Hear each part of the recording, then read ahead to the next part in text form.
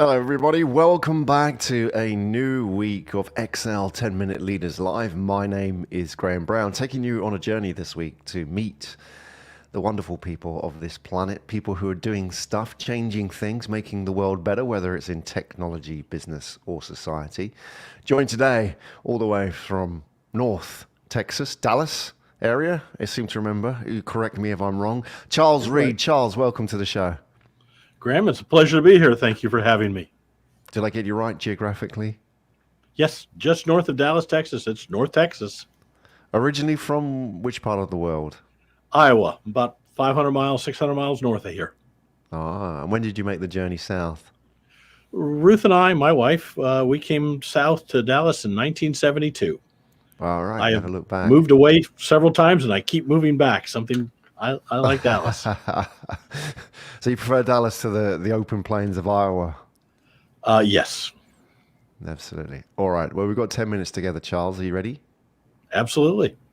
Okay, so let's do this then. So we'll do the formalities first. What does it say on your business card? Well, my business card is now my newest book, the payroll book.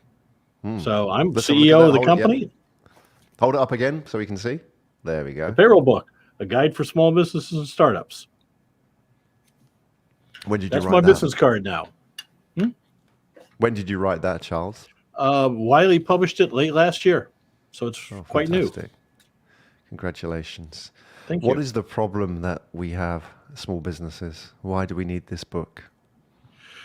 Payroll is a very complex subject in the U.S., and a lot of people come to me and ask questions, so there's no good guide out there for a reasonable price. The only other thing is the payroll source, and it's $600 from the American Payroll Association. So I wanted to put something together for small businesses and startups at a reasonable price that would give them the information, also present myself and my company to them. So if it becomes overwhelming and they need a payroll service, they know who to call. Charles, you, in your previous life before writing the book, or the same life, I guess, what was your background? You were from the world of accountancy or audit? How did you get into this? Well, I'm a Marine by early on, a U.S. Marine, and after that, college, CPA, MBA. I'm a U.S. Tax Corp practitioner, and I've been a practicing accountant for over 40 years. So you've heard all the stories and the pain of small businesses in the last 40 years. Well, yeah, Heard the and I am one. frustrations. So, yeah, for small business, it's tough. Government in the last 18 months with COVID has been once a century. Yeah, I imagine a lot has changed as well in terms of practice for small businesses. If you were to list out the top 10 problems, frustrations that small businesses have with payroll from your years of experience, very anecdotally, what would be in that sort of top of the top 10? What are the common things that frustrate small business owners that they have a problem with?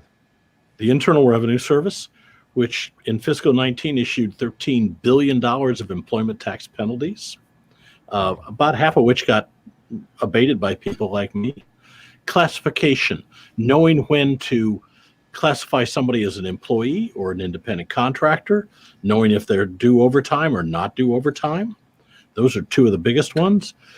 Dealing with all the myriad states and local regulatory agencies that want money and reports, and knowing who they are and where they are and getting them to them on a timely basis.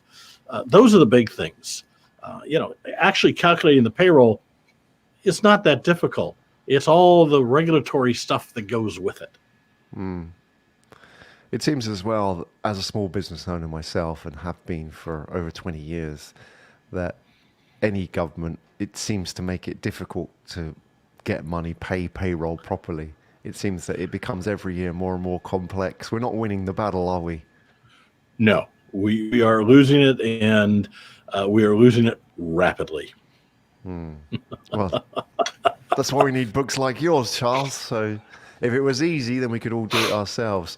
And tell us about what's changed in the last 18 months. Obviously, COVID has been thrust upon us. How has that changed small businesses and payroll?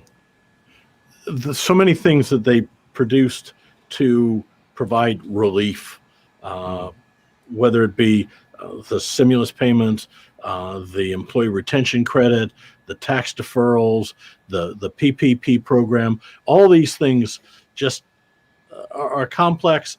The PPP program, they literally change the rules every day for the first 2 months because it was done at high level, and then all the detail had to be added in.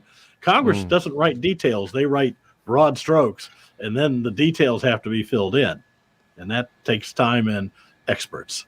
Do you think small businesses are going to come out of the pandemic stronger, or do you feel that the regulation is helping them, or do you feel there's a gap missing in what these small businesses need to get out of the other side profitably and in a stronger shape?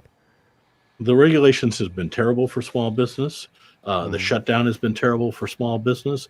The riots have been terrible for small business. Change in administration has been terrible for small business. Basically, for the last 18 months, everything has been terrible for small business. Now, are we going to come out of it? Absolutely. We always do. We always have. We always will. Small business is the backbone of the U.S. commerce. It's the vast majority of the businesses in this country are small businesses, and we will survive. And there's new ones. I'm getting a lot of new clients that are starting new businesses right now as the economy is improving and the COVID restrictions are going away. New businesses are cropping up everywhere. There must be people now who are starting small businesses who were once employees, and the pandemic has forced their hand, if you like. Maybe they had an idea, or maybe it was out of necessity. For those people who are first timers, if you could have 2 minutes with them to advise them, avoid all the mistakes, because there are some horrific pitfalls that we can fall into as a result of poor planning, isn't there?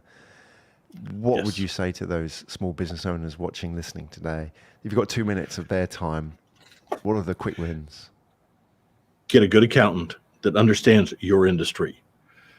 Get a lawyer that understands your industry.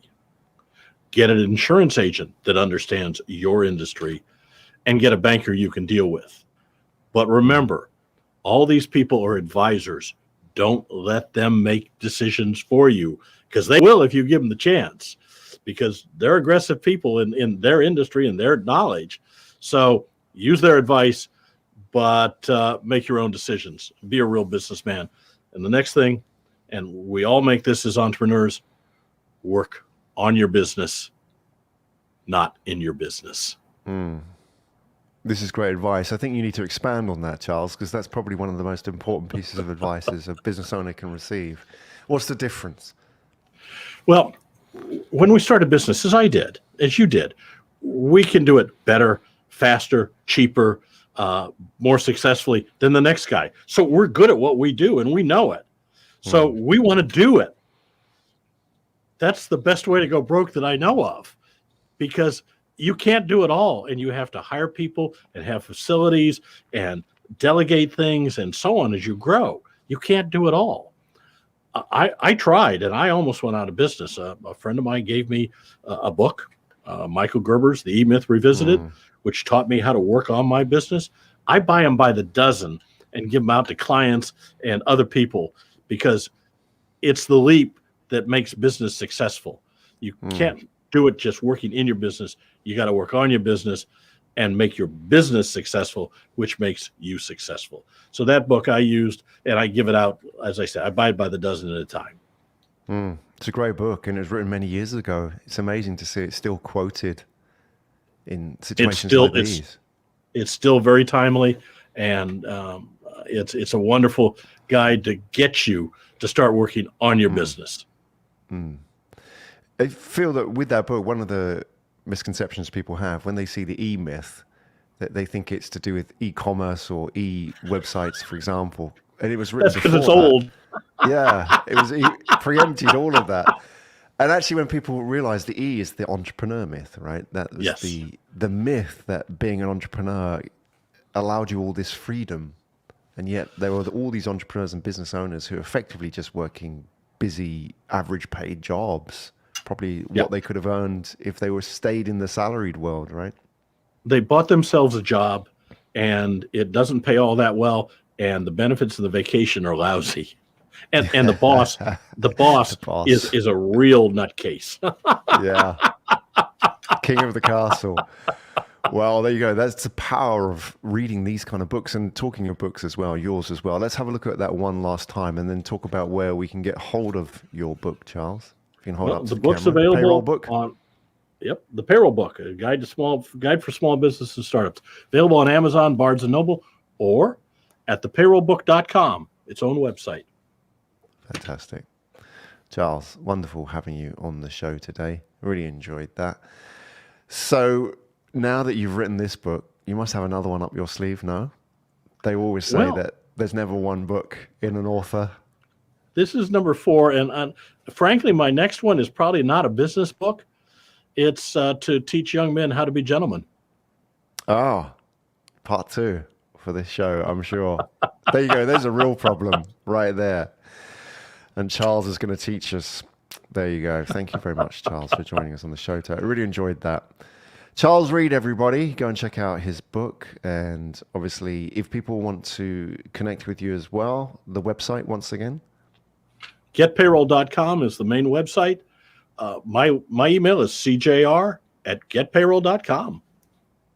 Charles Reid, thank you very much for joining us today. My pleasure, Graham.